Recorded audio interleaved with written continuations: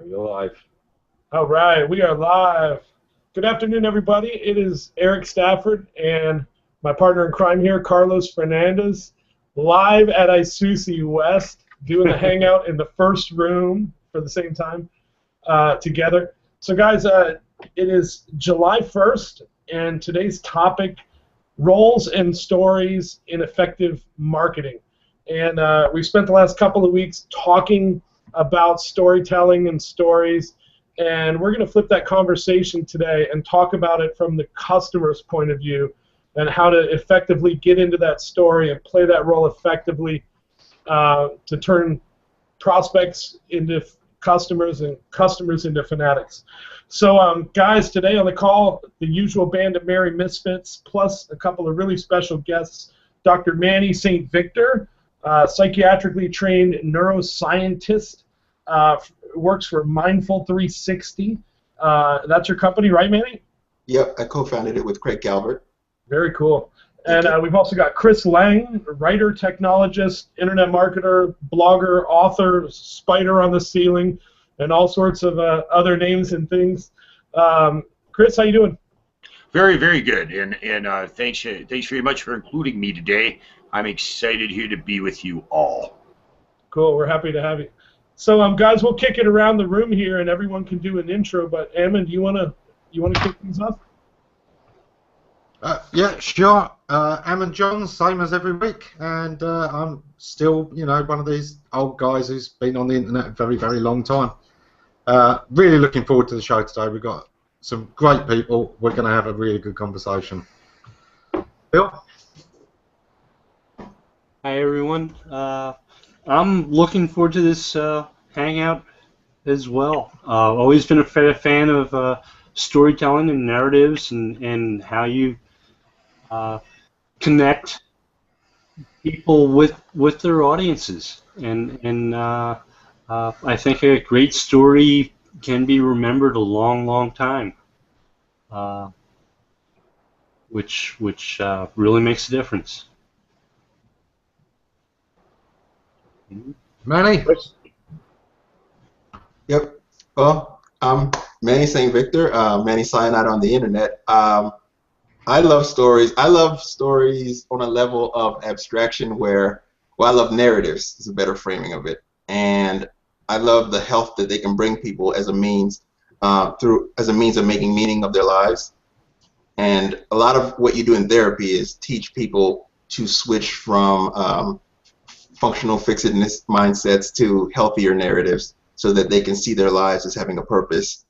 And I think one of the key reasons that I switched from traditional psychiatric practice is that I think there's an opportunity to do a lot more cutting edge work with narratives and larger groups on the internet. Chris? Cool. Well, this is a story I told you and Manny the other day. And it's a story I've told many times. In 2008, I was just beginning to blog about spam filters and how our marketing email list might react to them.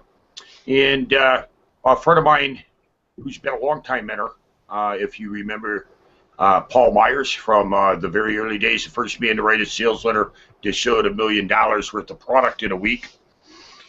He called me out of the blue, looked my phone number up on my Whois, and said, Chris, you're writing these great tech articles, but your stories are like the instructions on the side of a box. And reading them, you throw the box away and you forget about who wrote it or why, because you're all done with it. And he began to try to teach me how to take the I and me out of my stories and write more about the benefits that you would get from something, and to put a little personality into my writing. And some might even say I put a bit too much in. And I'm happy with that. So that's kind of where I've come at writing from for the last 6 or 7 years, is to learn to tell these great stories that I see Paul Myers do in his email newsletter. Eric? Yeah, Carlos and I talk a lot about stories and how they apply to our various clients. Obviously, isoosichat, our agency, we work with a bunch of big and small clients. And I was really excited, Ammon, when you had mentioned that this is the topic that you were working on putting together for this week, because we often think about our story, the sales message that we want to get out on behalf of our clients or for ourselves or whatever, but we don't really think about the customer's story and where they're at, where they're living, and how to kind of slip into that conversation. We're much more worried often about our story and how we're going to pull them into our world rather than thinking about the flip side of that. So do any of you guys want to run with that thought? I'm sure, Manny, you probably have some interesting thoughts on that. Yeah. I think one of the changes that is important at this juncture in marketing and storytelling overall is that we're moving from targeting people into basic habit-based behaviors, appealing to their needs to appealing to their higher core values. Along with that, we're moving towards relationship-based narratives where I see it as a less narcissistic relationship, where when I tell a story and it's about me, and another person is watching it and they're admiring from the outside, you've objectified the person because you've imposed your meaning on them. Whereas when you show up with a narrative where you're not the hero in the hero's journey, you're the mentor, you're the person providing the tool, you're the person who's done it and willing to come back and help them, then you allow the person to define themselves, their role, and you objectify them less. So you subjectify them, you make them the subject of the story. It does seem that there is a real tendency. It's just the way the human brain works, isn't it? We tell ourselves stories. We identify all the things going on in our head by putting it into a narrative. Right, I've done this and I'm on my way to do that, and here's the things that are going on. And there is a story in everybody's head as to where they are right now. And where a lot of companies go wrong is we understand, oh, stories are really powerful, we need to tell stories, but they try to tell their story. And sometimes that's a bit like, here you are, you're a customer, you're in the middle of this story, you are hanging from a precipice by the fingertips of one hand, and finally here comes somebody who can rescue you, and he tells you his life story. Instead of reaching down and saving you first. Very good. We need to understand it's all about his story, it's about us saving him, and then once we've got that going on, we can maybe talk about some more and get to know each other. But we kind of need him to ask. What we need to do first is identify what he needs us to be in his story, and then just get on with that first. Sorry, excuse me. So can you guys give some practical applications of this? Because as you're speaking, I'm thinking like of e-commerce, for example. People want to be able to order on mobile. That's their story, is that they're on mobile. And you're ignoring that story if you're not paying attention to mobile. Or maybe they're trying to order in a quick and easy way, like a 2-click way. Are there any other examples you can think of this as it applies to traditional or internet commerce? I think it's about a bigger picture than the person being on mobile. If the person is trying to order on mobile and they're outside their girlfriend's house and they need magically delivered flowers yesterday, then we move beyond mobile to this person wants to look romantic, or this person wants to look organized, or this person wants something snappy to say on a date when they stop by your site as an audience member or whatever. I think if we pull back from the narrative where it's person transaction back to sort of a person looking for a cohesive sense of identity and using our products as part of the tools to get there, then we think of it differently, more effectively. So Manny, what's that process look like for you? How do you get there? What tools do you use? What process do you take to get to that spot? I tend to do like core value alignment, where I look to see what I have in common with the person, where they are, and see with me in psych training, usually someone would be tossed into, because most of our training is in the emergency room, someone would be tossed in by the police or whatever, and you were like, okay, are you hearing voices? You know, the conversation was about the voices in their head, or you getting slammed into a wall, you know. So I pretty quickly learned to become like a fly on a wall and suck in the information. Based on that, narrative extraction kind of tells you what role the person will project onto you almost immediately. Someone who's been in abusive relationships will start treating you as if you're an abusive person before you've spoken a word. And then your goal is to help them move to the next level where you introduce the concept that not everyone is abusive. So I think the time to listen initially is how I see that playing out. It's the tendency to pull and not push. That was a very good word you just used there, Manny. Listen. Very, very hard to listen at times when everything's digital. So, but face to face, you have a very advantageous position. Not to mention, you get to see body language, looks on the face. You get to see immediate reactions.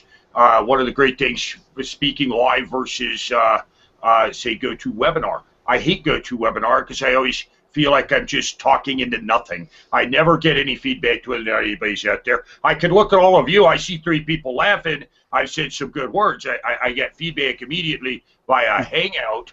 So being accessible and listening, very, very good words.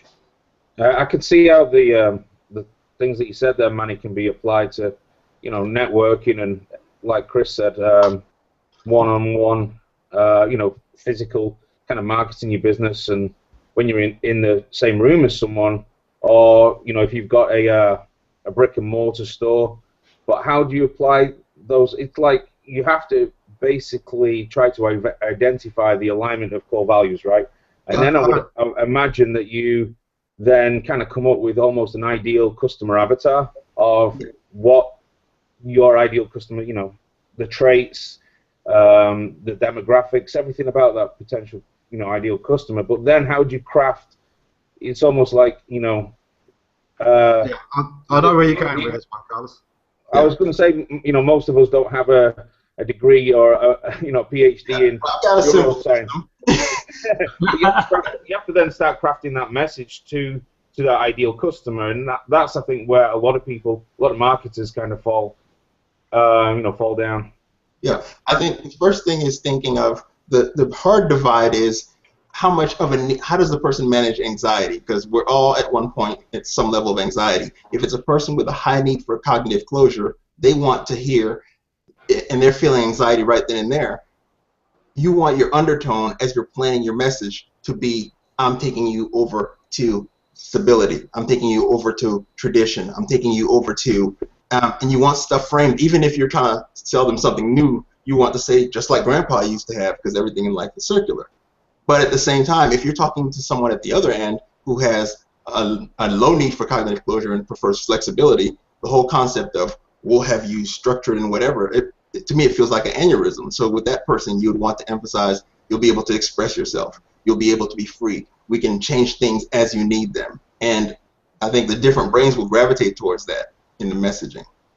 You can think differently. Yeah. Yeah. One of the things that we've talked about in social media a few times is, how important it is to have a listening strategy, to be looking for what your market are talking about, not even just your customers. Don't just look for mentions of you, but look for mentions of the problems that your product particularly deals with, or that kind of thing. Have a good ear open on your community.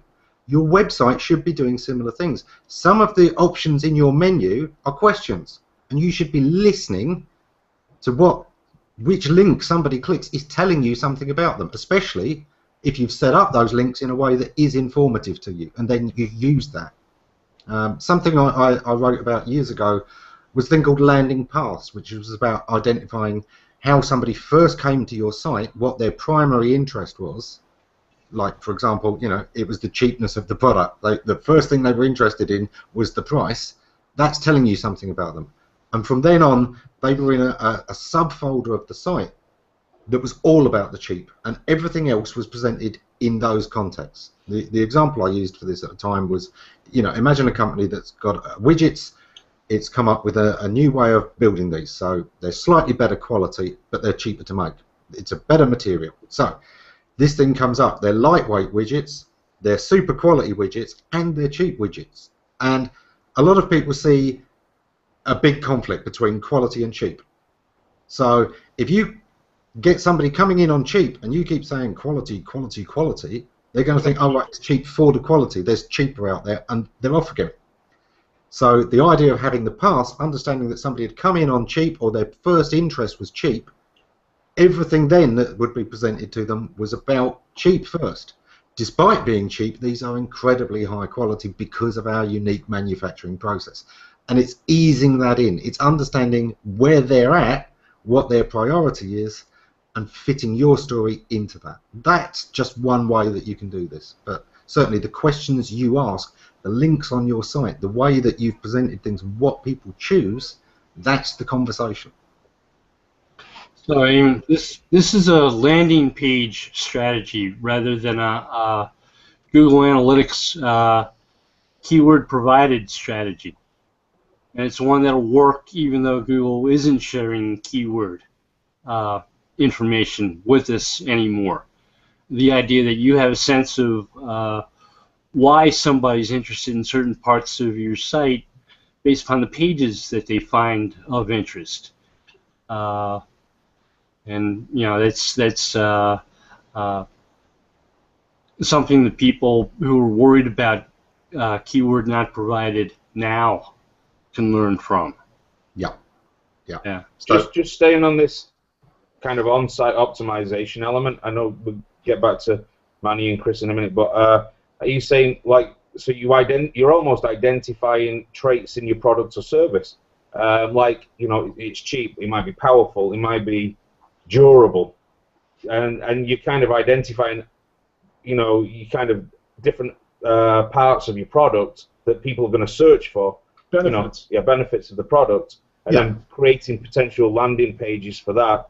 Maybe on the home page you have different call to actions that then divide them into there. Yeah. Exactly. Part of that, what I was saying about the listening strategy, you should know what different people in this market are looking for, and have thought, okay, if I'm in that position, where am I going to land? What am I going to be looking for?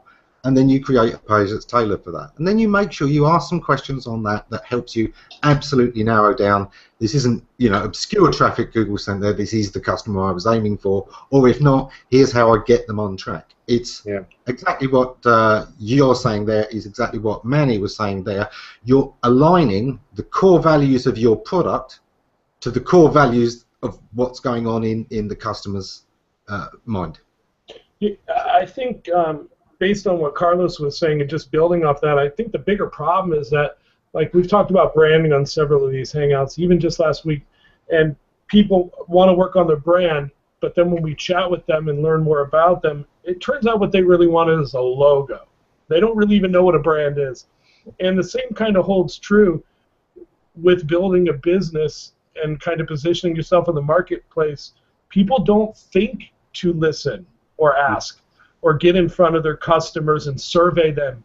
And there's so many tools now that are available that make that very easy.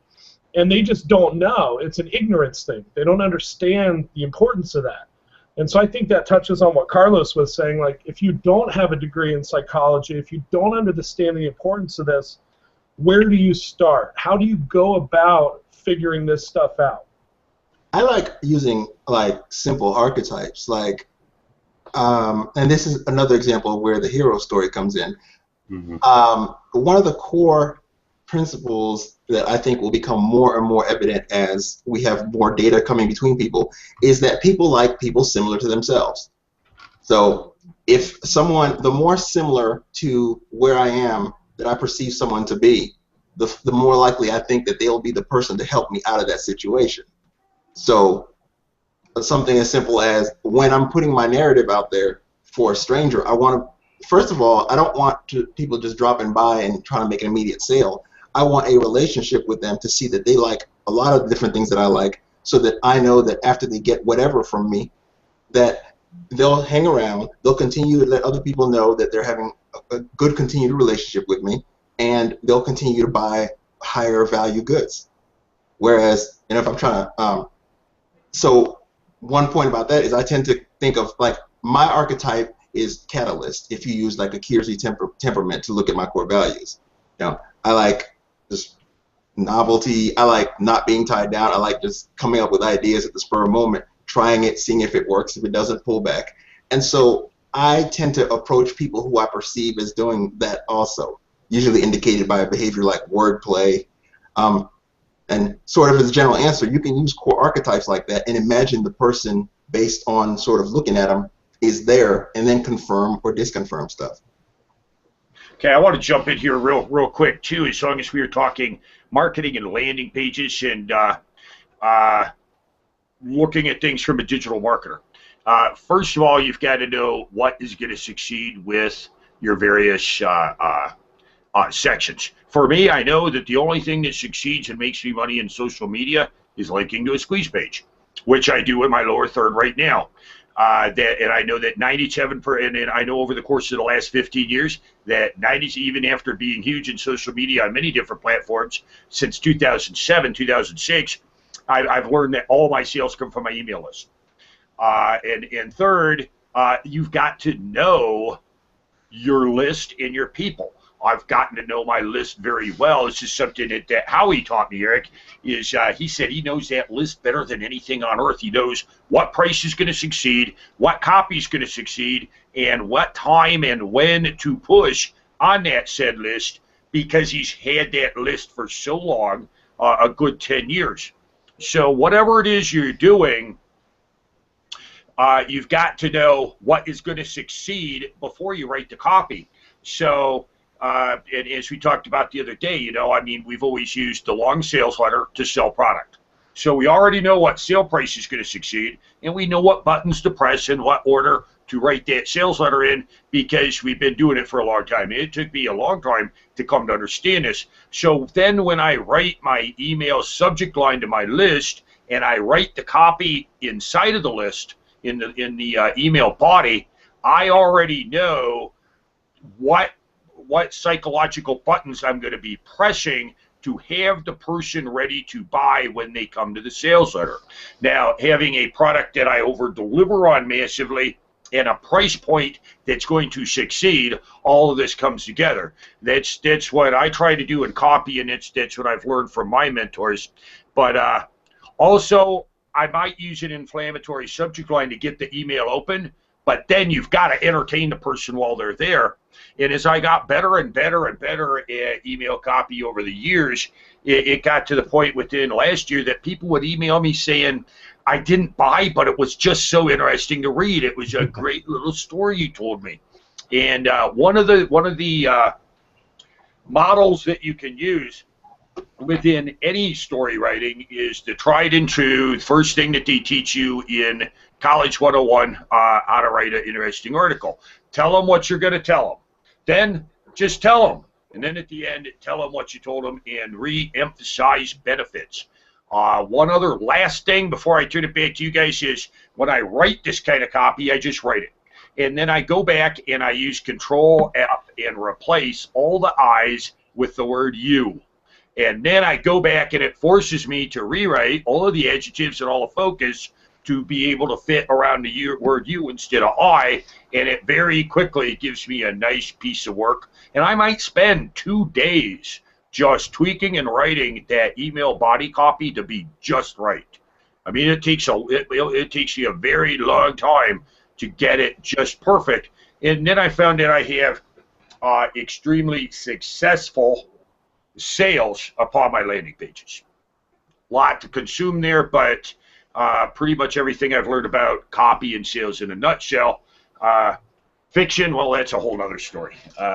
Chris, that was about 3 minutes of pure excellence. That was great. Yeah. Thank you. Got a question from Kevin Burns, and he's saying, can you determine from the Google search strategy that a given person is driven by cheap versus quality versus performance and drive them to a specific landing page accordingly? And what if I searched the landing page, would I be able to detect the sleight of hand or marketing strategy that was going on? Okay, Google certainly made it harder. It used to be that, you know, we knew the referral data and we knew what keyword somebody was coming in on. We could pull that and we could dynamically work with that. However, we still know which landing pages we've built and we know what kind of traffic those are attracting. If not, we can work it out quite quickly.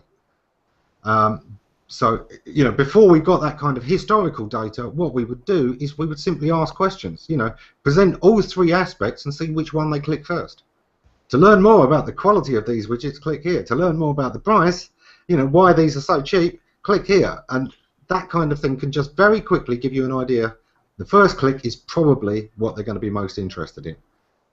You know, just to build on what Chris had said in terms of email marketing, right, where you have to sell each step. A lot of people make the mistake of, like, they're trying to do all the marketing in the subject line, then they're trying to do all the marketing in the email body, then they're trying to do all the marketing on the page.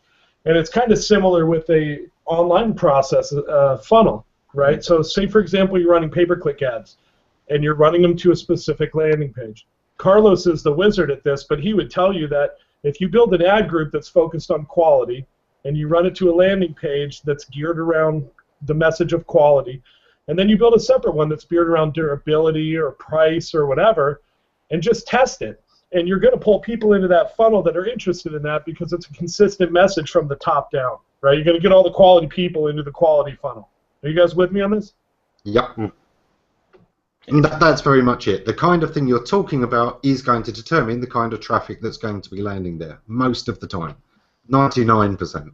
There's always that 1%, and I like to put some fail-safes in there, but 99% of the time, by the way you have written, you are defining the kind of person who's going to find it. Hey, Chris, you know, email marketing isn't, I'll admit, you know, it's not one of my strong suits. I'm more of a search engine kind of optimization person. But one thing that, you know, you said then about your list, you know, I always say, you know, whether it's internet marketers or whoever, I mean, if you've got a website, you should be building a list no matter what. You should have somewhere on there. But do you segment? So, you know, I hear all these people always talk about their list. Do you have, like, is it really, you know, a lot of different lists? Do you have it all segmented into different demographics, or is it more of just all one list? You know, it's my list isn't that big. It's less than 10K, and it tends to go up and down depending on what my particular focus is. Right. But now Howie Schwartz is really a king of list segmentation. I mean, I've seen how he does it. He really manages everything from different. Everything's built on the opt-in. Every new promotion is an opt-in, and that opt-in has a unique list and a unique focus. I myself am, you know, my Howie sales comes from confidence in the product. My sales come from confidence in Chris Lang. And that's, so I've used one single list for a long time, and now I'm about to cross over from an email marketing list to get a discount on my fiction list. So at this point, I'm definitely creating two lists. I'm going to have an overlap period, and then I'm never going to mail on my books directly to my IM list, and I'm going to keep my book discounts for my fiction very separate and try to maintain that respect. But as far as super segmentation, I'm just basically too lazy.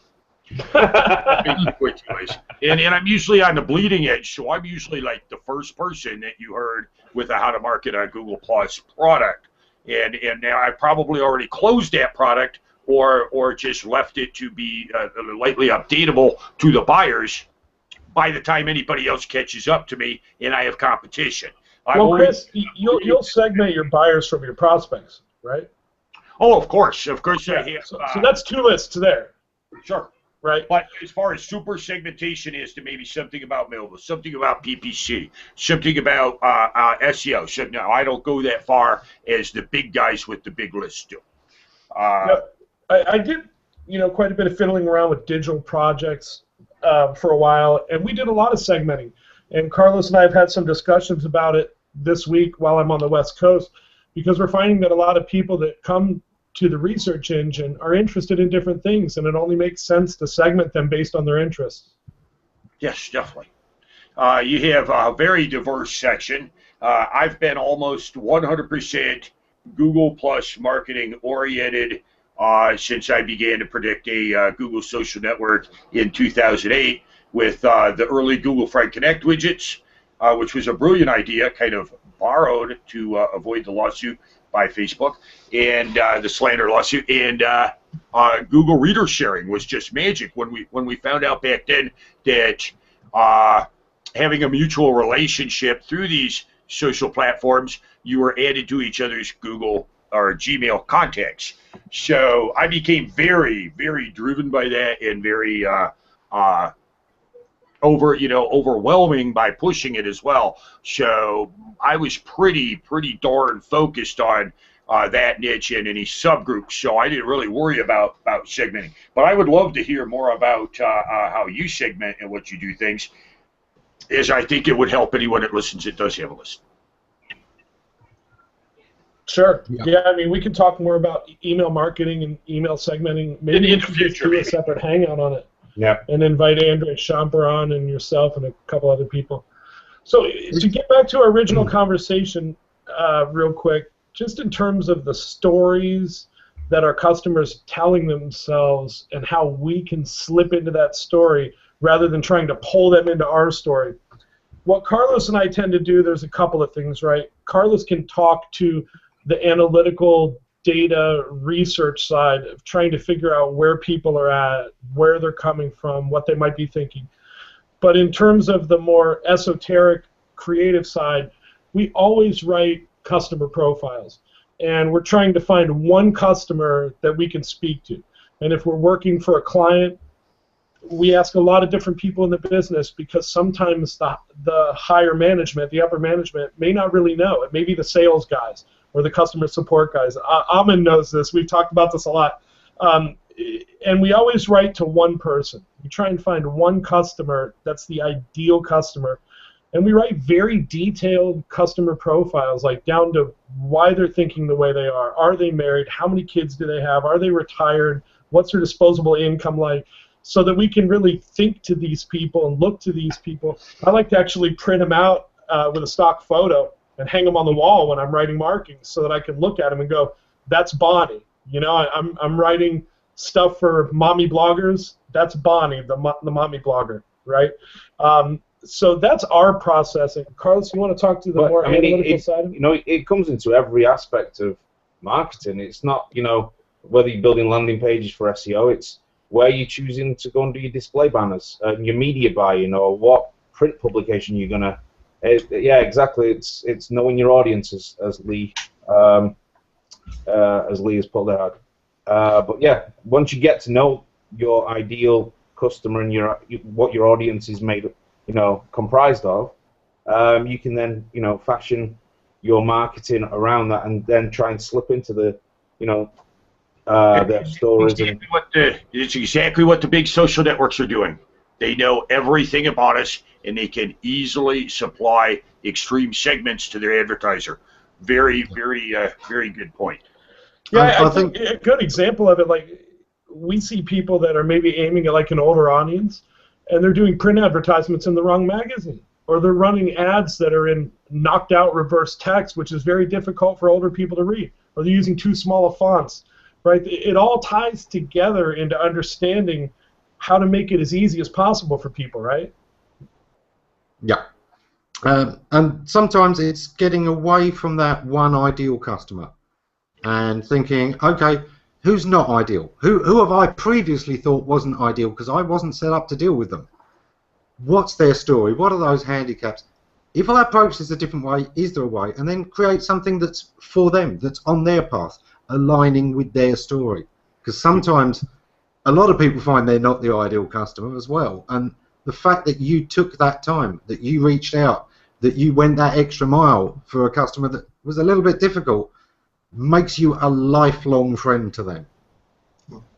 I think, you know, the one thing that I find that a lot of marketers forget to spend time on, we're talking about listening and knowing your audience, is actual putting it back around and cycling it back around to product development. You know, there might be things about your product or your service that are not too good or need improving. A widget might need another little bit on the side or whatever. The service, you know, that's kind of putting, you know, kind of questionnaires back to your customers as well, whether you're service related or product related. You know, ask your customers how you're doing. There's always room for improvement, and I think that you know, that listening kind of really ties into improving sales, because those people that see that improvement will then go and, you know, it'll get amplified out, and they'll go and tell, you know, referrals will start increasing. Yeah, yeah. Chris has got some programming experience, so he's probably going to start nodding here. He'll certainly have something to add, I'm sure. But one thing that we do see in software development is that they do start to do this reiteration. Okay, we've got plenty of feedback. The online environment is great for that. And we've just seen that, you know, if we add this feature, we can open up to a whole new audience. And sometimes that's a big mistake. It's a bit like a lot of the browsers that started building in email clients and calendars and other things into the browser, thinking, right, we've just doubled our audience. And you haven't. You've halved your audience. Because previously, you had a browser that was for everyone that needed a browser. Now you've got a bloated browser. Yeah. That's not great for anyone except somebody who needs both an email client and a browser at the same time. Linux may have done the same thing with Ubuntu. It was a fast, lean little thing, and they kept trying to build it out more and more, and pretty soon it was so bloated that I just went back to Windows. I'm sorry to say. Same thing happened where I was far too close to my startup with Howie. I was far too close. I thought that everybody wanted a personal app. And then after we launched, we found out what everybody really wanted was to use our platform to build apps for clients. Oops, there went the whole launch. We had to rebrand, rename, and start all over again. And then we were too late and got beaten to market by every other marketer. So there went the whole thing. Yeah, definitely saw the nodding there. Yeah, I think another thing that you find when you listen is that there may be an entire audience for your products that you never even considered. And if you're monitoring your analytics and your traffic and you're looking at what's happening, we worked with a client at one point who, well, I can't quite say what she was doing, but it turned out that her product appealed to an entirely different community of people, and she kind of retooled her messaging and wound up becoming very successful. Yeah, why do I think I might be guessing?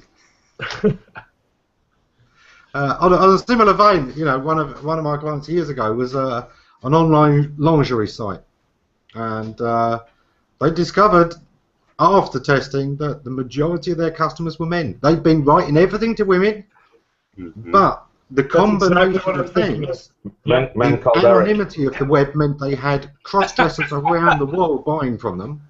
Plus, they had men buying for their girlfriends and wives as presents. Oh yeah. Women just went to the shops they knew. Their entire demographic was one large bald guy named Eric in Florida, right? Yeah. Refresh.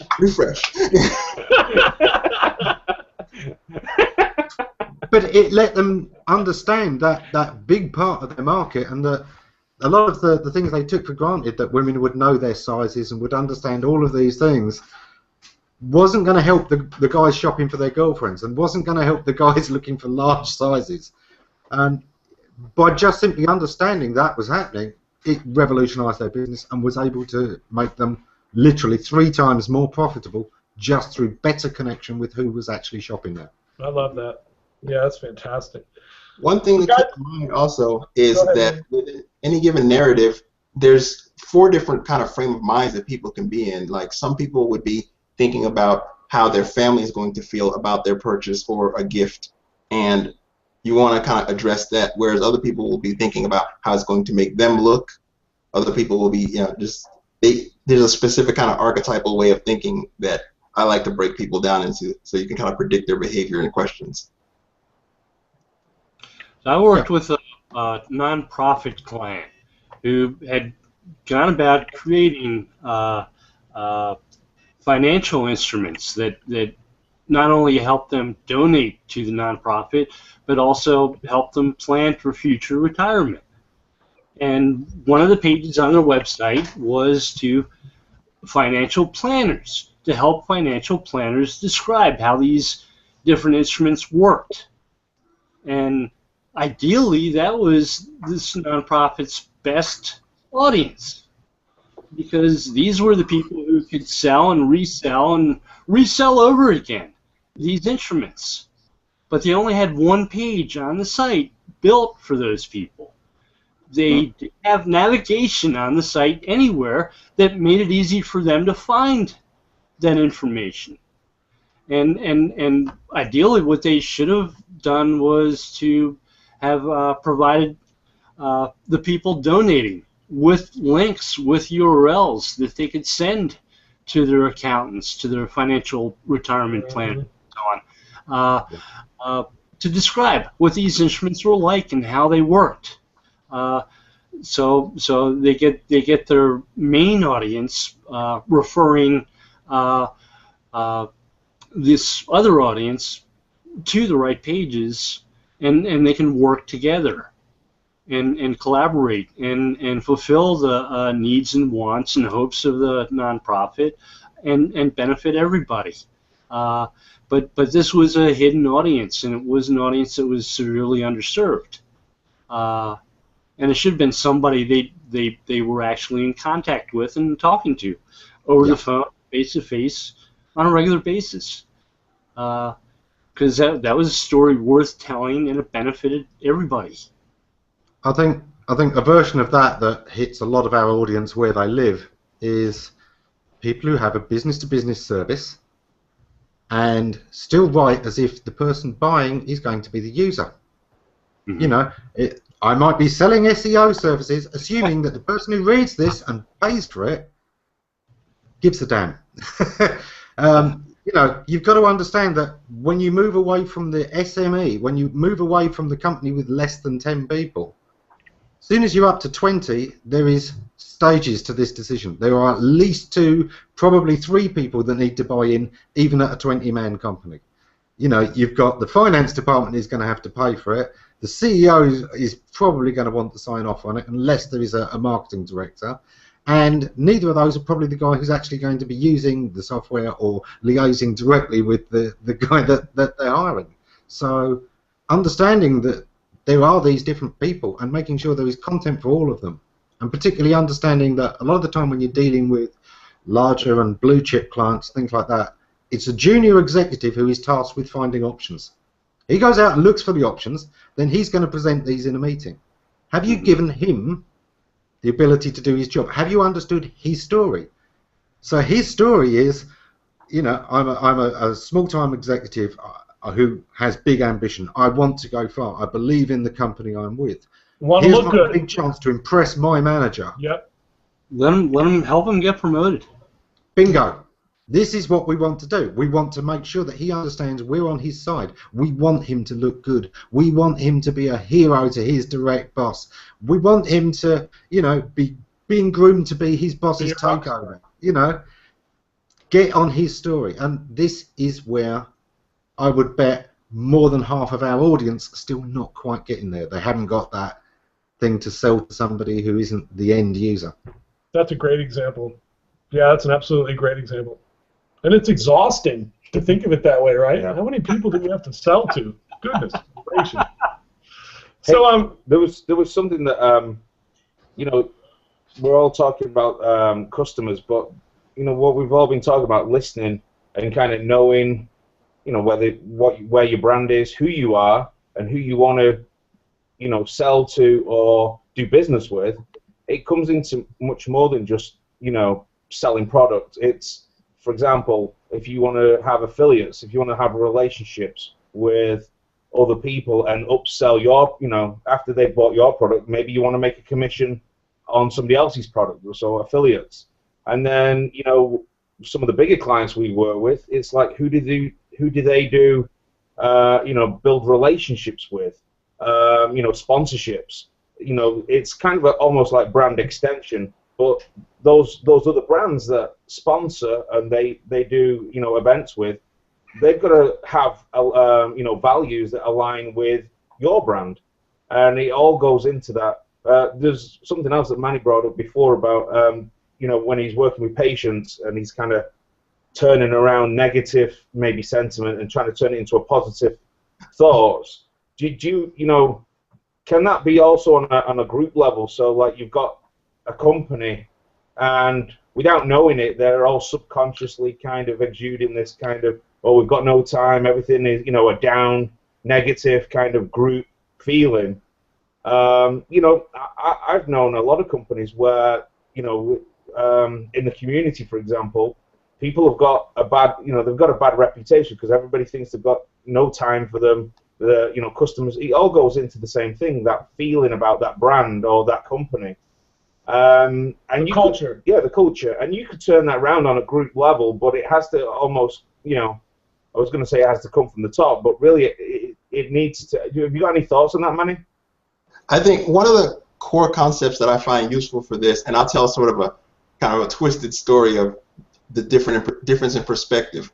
When you think of something like the Confederate flag, you have a group of people who are like angry about it, but you have a group of people who don't want to get rid of it because the concept is condensation, where you've taken an entity in the company, and a lot of people do this with a logo, where you've given different perspectives that symbol as their meaning of something. In a lot of companies, you'll find that there are two kind of thinking types. There's one type that's more objective, that when they say fair, they mean everybody got the same thing, same numerical thing. Now another group, when they say fair, they mean you've asked each person what they wanted. So what you want to do is like talk to everyone within the organization and be showing sort of abstract symbols when you refer to each person's definition, but be within the organization, making sure that you've anchored the definition that's relevant to that person.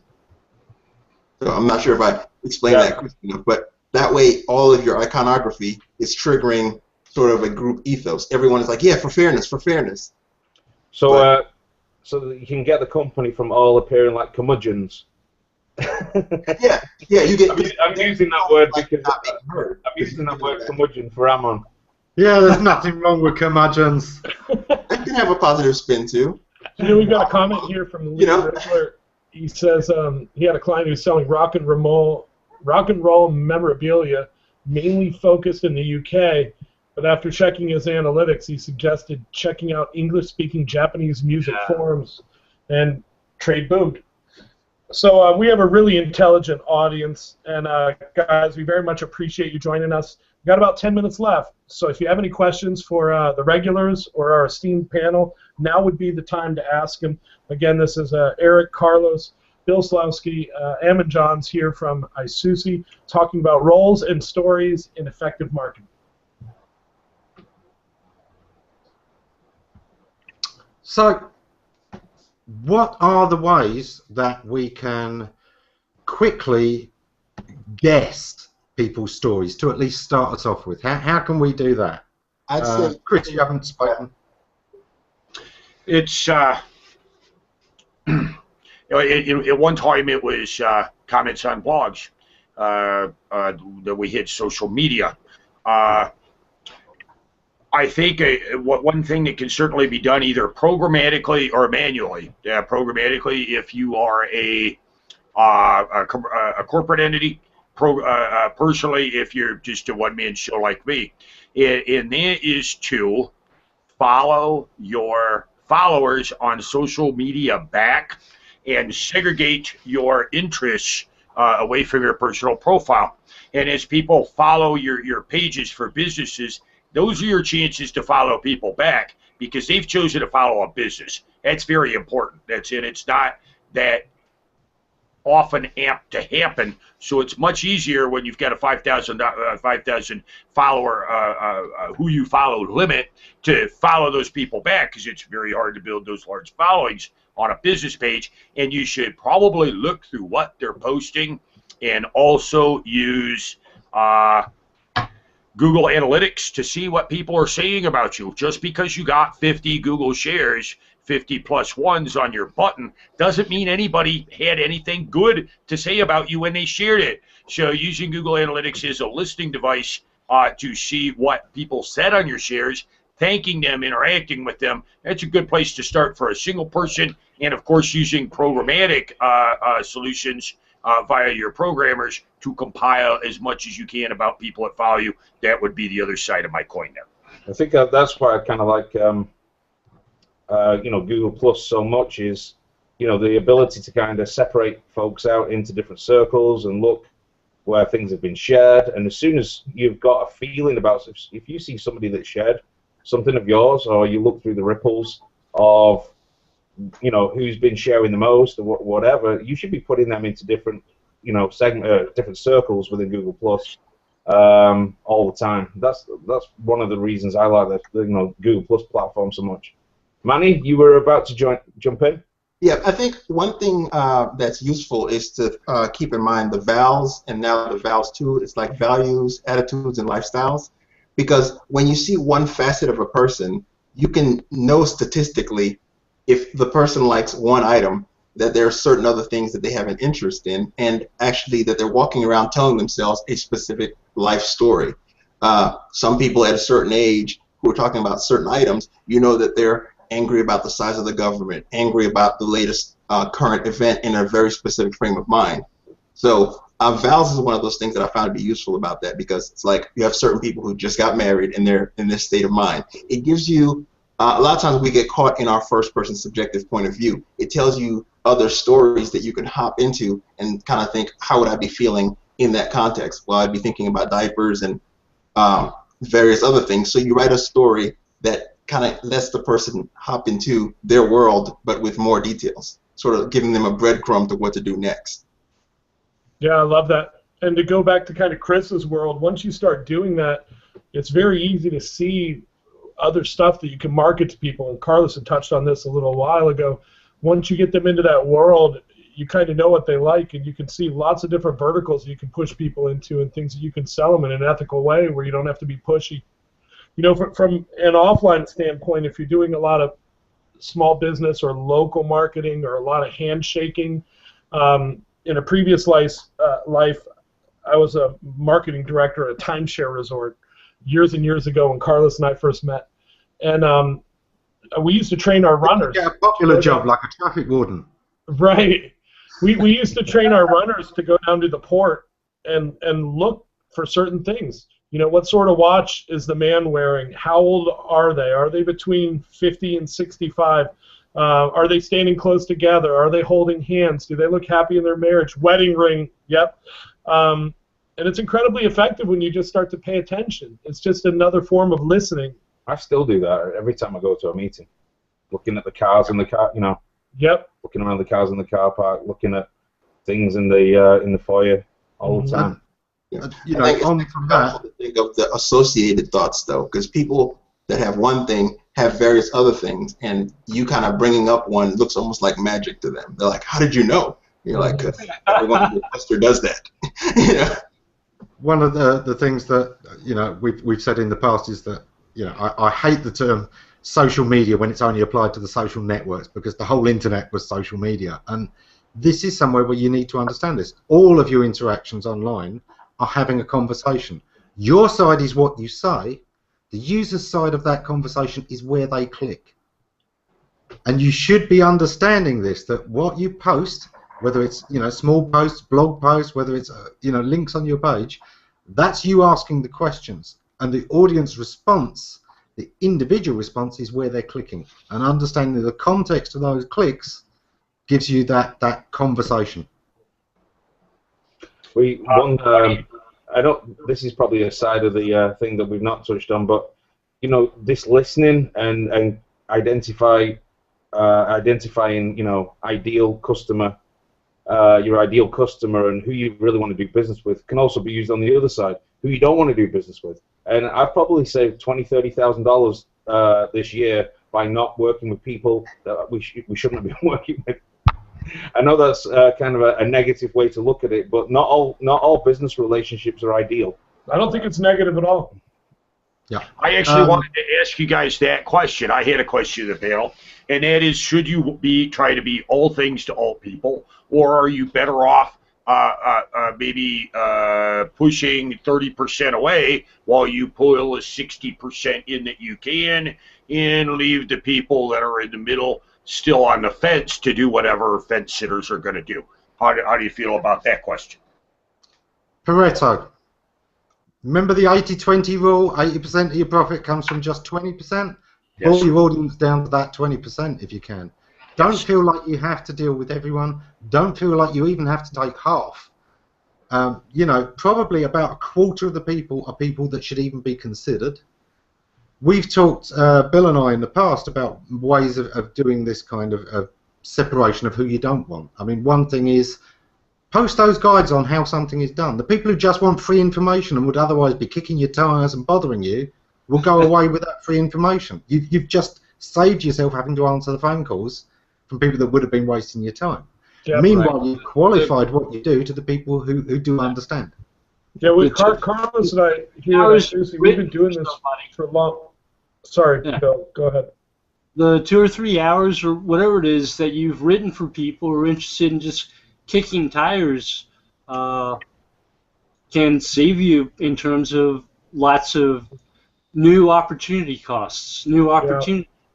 Yeah, what I was going to say is, we get a lot of our clients via word of mouth, via the strength of our testimonials and our case studies and our body of work that the results we've achieved for clients. And so if we go into a meeting and people are pre-inclined to not want to listen or think that they know better, that's a pretty big red flag for us. I mean, you wouldn't go into a mechanic shop and cut them off and tell them you know more about. Kind of the way we look at it, it's a red flag. We've got a technique we used to use that, and this is a clinical technique, but I found that it works in real life relationships.